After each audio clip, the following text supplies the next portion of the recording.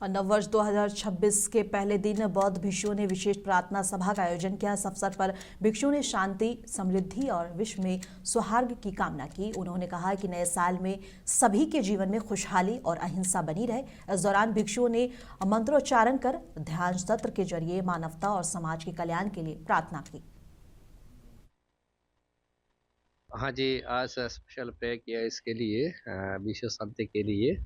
और जो आज इंग्रेजी 2025 साल का 31 दिसंबर है, आज अंतिम दिन है। तो इस अंतिम दिन पर इस साल पर हम लोग को साथ को जो आदमी लोग को हम गुजर गया, तो लोग के लिए स्वर्ग निर्माण के लिए हम लोग प्रे किया।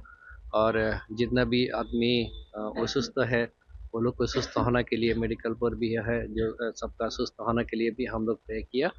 और कल से आज रात 12 बजे नया साल आ रहा है 2026 साल। तो इस साल पर विश्व के शांति रहने के लिए और सबका आदमी को सुस्त रहने के लिए, लंबा उम्र के लिए, सब आदमी के साथ मिलजुल करके रहने के लिए हम लोग प्रे किया था।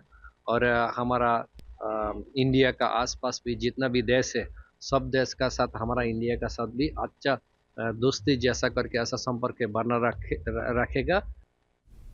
और नए साल के मौके पर पार्टी वर्कर्स से मिले विजय सिन्हा और सभी को नए साल की शुभकामनाएं देते हुए पार्टी नेतृत्व में शीर्ष पार्टी नेतृत्व में देश के आगे और तरक्की की कामना की। इस मौके पर उन्होंने प्रदेशवासियों को खास संदेश भी दिया है। सन 2026 के नव वर्ष पर हमारी हृदय से शुभकामना सभी मां भारती के संतानों को। और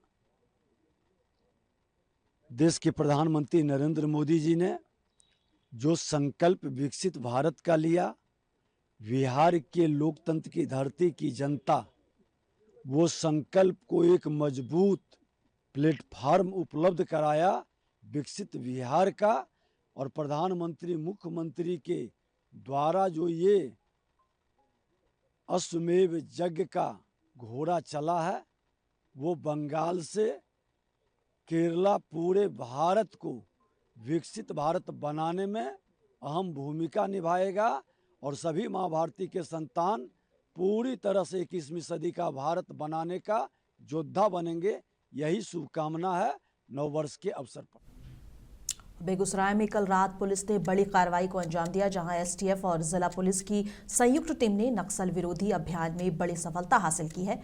तेगड़ा थाना क्षेत्र के नूनपुर इलाके में हाई मुठभेड़ में कुख्यात और मोस्ट वांटेड नक्सली दयानंद मालाकार पुलिस एनकाउंटर में मारा गया। इस कार्रवाई के बाद पूरे जिले में हड़कंप मच गया है। पुलिस सूत्रों के मुताबिक दयानंद मालाकार लंबे समय से सुरक्षा एजेंसियों की हिट लिस्ट में था और उसके खिलाफ कई संगीन आपराधिक और नक्सली मामले दर्ज थे। खुफिया सूचना के आधार पर एसटीएफ और बेगूसराय पुलिस की संयुक्त टीम ने इलाके में सर्च ऑपरेशन चलाया। इसी दौरान नक्सलियों की ओर से पुलिस टीम पर फायरिंग शुरू कर दी गई और उसके बाद यह हादसा पेश आया।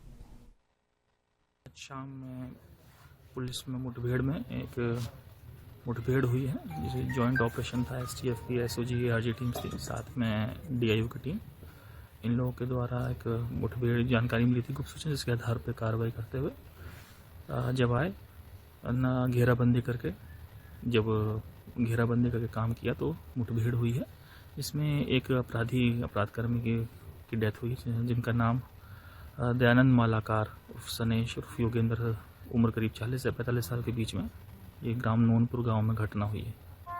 यह घटना कितने बजे की सर है? ये आज शाम के करीब घटना है।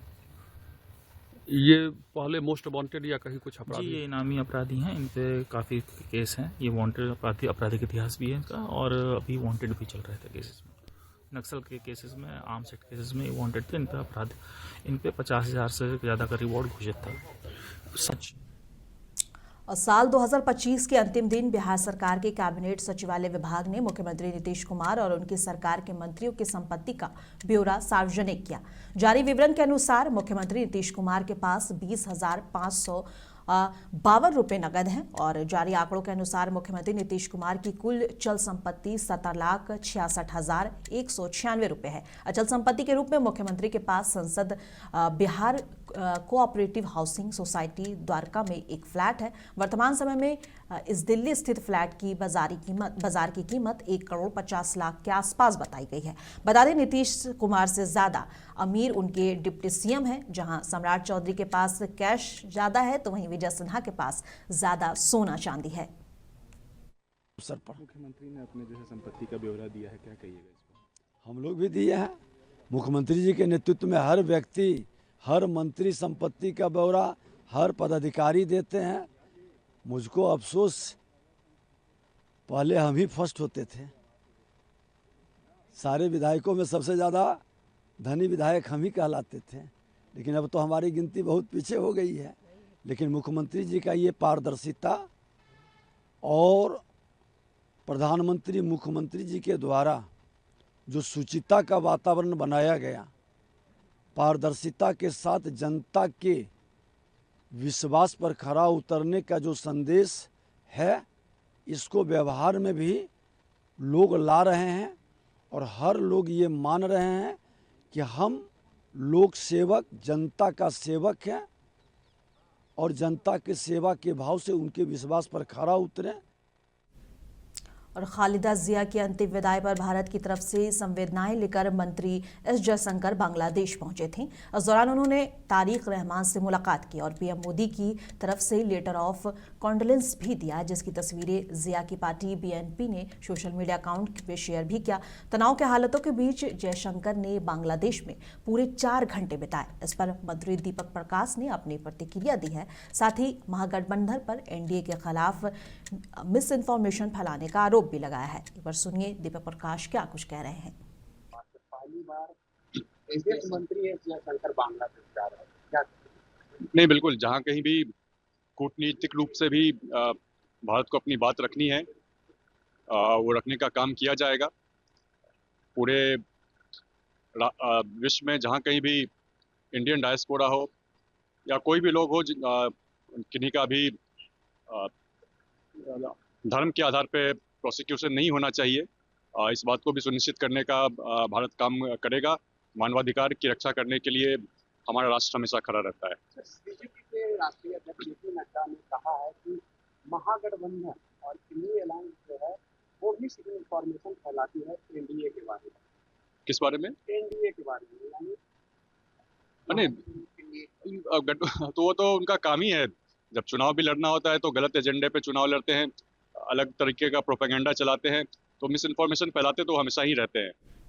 और बिहार में नए साल के अवसर पर खास वाहन चेकिंग अभियान चलाया गया। नए साल के मौके पर कोई अनहोनी ना हो, इसको लेकर पुलिस बल रात भर तैनात रही। बिना हेलमेट के बाइक और बिना वैध कागजात, ड्राइविंग लाइसेंस और बिना सीट बेल्ट के 4 पहिया वाहन सड़कों पर दौड़ रहे हैं। इसको लेकर पुलिस ने जांच किया और गया पुलिस सघन वाहन चेकिंग कर वैसे लोगों के खिलाफ कार्रवाई कर रही है जो नए साल में शराब पीकर पार्टी मनाने या वाहन चलाने वाले सड़कों पर हुड़दंग मचाते हैं। और पुलिस ने खास तौर पर कहा है कि ऐसे लोगों की खैर नहीं और लगातार 31 दिसंबर की रात वाहन चेकिंग होता रहा और पुलिस इसको लेकर लगातार मुस्तैद रही। सरकार को दिए गए गाइडलाइंस के अनुसार 1 जनवरी को लेकर हम लोग काफ़ी जो भी वाहनों का चेकिंग गाइडलाइंस के तहत हम लोग करते हैं और संदिग्ध जो भी है इसके लिए थाना स्तर से भी लोग हैं, ड्यूटी में लगे हुए हैं और काफ़ी निरंतर जो है चेकिंग किया जा रहा है। शराब उराब और नशीली पदार्थों को लेकर के भी गाड़ियों को बराबर चेक किया हाँ, उसके लिए भी अब जी बाहर से भी जो गाड़ी आ रही है, अंदर जो भी जा रही है, स्थानीय थाना के सहयोग से ब्रेथ एनालाइजर मशीन भी है और सारा हम लोग के पास इक्विपमेंट है, सारा चीज़ रखे हुए हैं और लगातार जारी है चेकिंग अभियान, लगातार चल रहा है। करके खासकर जो लड़के टाइप के लोग होते हैं जो हुड़दंग करते हैं बगैर हेलमेट के होते हैं, उन सबको लेकर के भी निगरानी बनी हुई है। एकदम उन पर भी है, हाई स्पीड बाइक चलाते हैं उन पर भी कड़ी निगरानी रखी जा रही है। इसको लेकर हमेशा प्रशासन अलर्ट मोड में है। और नए साल 2026 के मौके पर तेज प्रताप यादव और जनशक्ति जनता दल के अध्यक्ष इस्कॉन मंदिर पहुंचे। वहां पहुंचकर उन्होंने पूजा अर्चना की और इस दौरान तेज प्रताप ने यह भी ऐलान कर दिया है कि नए साल की शुरुआत करने वो मंदिर आए हैं और आने वाले बंगाल में ही नहीं बल्कि जिन भी राज्यों में चुनाव होगा उनकी पार्टी वहां चुनाव लड़ेगी। तेज प्रताप यादव ने साफ तौर पर कहा है कि आने वाले बंगाल चुनाव, उसके बाद उत्तर प्रदेश के चुनाव, मतलब कि राज्य में जहां जहां चुनाव है आने वाले समय में तेज प्रताप की पार्टी हर चुनाव लड़ेगी और अपने दम पर लड़ेगी। तेज प्रताप यादव ने नए साल पर यह नया ऐलान किया है। नए साल की सबसे पहले आपको और आपकी पूरी टीम को बहुत बहुत धन्यवाद और हैप्पी न्यू ईयर। सभी लोगों को नए साल की शुभकामनाएं, सभी लोगों को, पूरे देश के लोगों को, खासकर बिहार के लोगों को, सभी लोगों को, माताओं को, बहनों को, भाइयों को, सभी लोगों को, बुजुर्गों को नए साल का शुरुआत करने के लिए हम मंदिर आ गए हैं। यहाँ से नए साल का शुरुआत करेंगे। सर बंगाल में चुनाव भी है सर, आपकी पार्टी का कैसा कुछ प्रदर्शन रहेगा? तो बंगाल में हमारी पार्टी जहाँ जहाँ चुनाव होगी अलग अलग राज्यों में लड़ेगी।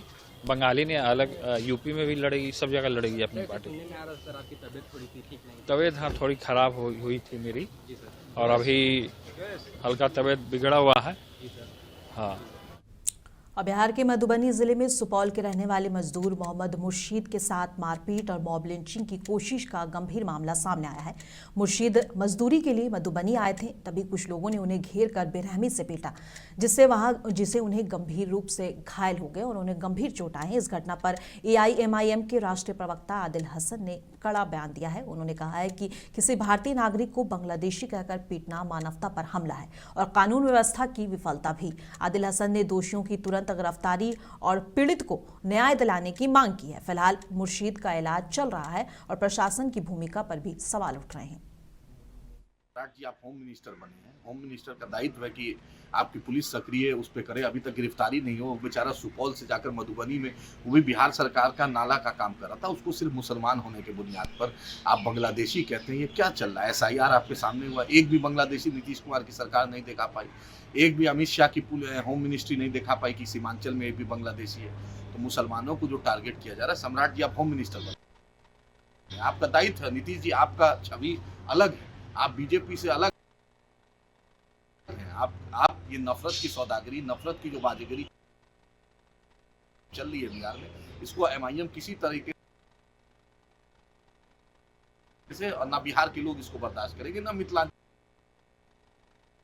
के लोग बर्दाश्त करेंगे, ना मधुबनी के लोग बर्दाश्त करेंगे। ये नफरती चिंटू का इलाज कीजिए। हम आपसे यही गुजारिश करें, ये साल की शुरुआत है।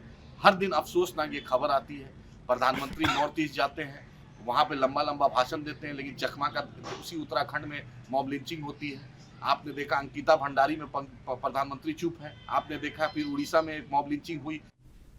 अब पटना में हिजाब विवाद से जुड़ा मामला एक बार फिर सुर्खियों में आ गया है। आयुष चिकित्सक डॉक्टर नुसरत परवीन ने 31 दिसंबर को भी पटना सदर अस्पताल में ज्वाइन नहीं किया। ये ज्वाइनिंग की आखिरी तारीख थी। अब उनकी नियुक्ति को लेकर स्थिति अनिश्चित हो गई है। पटना के civil surgeon doctor Avinash Kumar Singh ने बताया है कि डॉक्टर नुसरत परवीन ने आज भी अस्पताल में योगदान नहीं दिया। विभाग की ओर से पहले ही ज्वाइनिंग की तिथि 31 दिसंबर तक बढ़ाई जा चुकी थी। अब ये समय सीमा पूरी हो गई है और आगे तिथि बढ़ाने की संभावना नहीं है।